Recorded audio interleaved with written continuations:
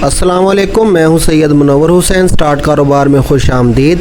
ये एक packing machine है, ऑटोमेटिक पैकिंग मशीन। इससे सरफ़ पैक किया जा रहा है। सरफ़ का 10 रुपये वाला पाउच और 20 रुपये वाला जो पाउच है लड़ी की सूरत में होते हैं, वो इस छोटी मशीन से पैक किए जा सकते हैं। इसके अलावा जो बड़े पाउच होते हैं आधा किलो वाले और किलो वाले, आम तौर पे जब बिज़नेस स्टार्ट किया जाता है तो वो सीलर से पैक किए जाते हैं। सीलर की कीमत बहुत कम होती है इस मशीन की निस्बत।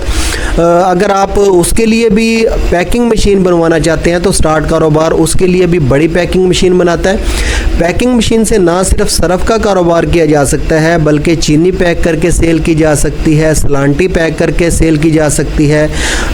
इसके अलावा आप मसाला जात का कोई भी कारोबार, जैसे मिर्चें हैं, हल्दी है, किसी भी किस्म का जो मसाला है वो इस पैकिंग मशीन से पैक करके और मार्केट कर सकते हैं। इस मशीन से तकरीबन 50 से 55 किस्म के कारोबार स्टार्ट किए जाते हैं। अगर ये इस मशीन के बारे में मज़ीद मालूमात हासिल करना चाहते हैं तो स्क्रीन पे नंबर दिए गए, इस नंबर पे रब्ता करके इसके बारे में मालूमात हासिल की जा सकती हैं।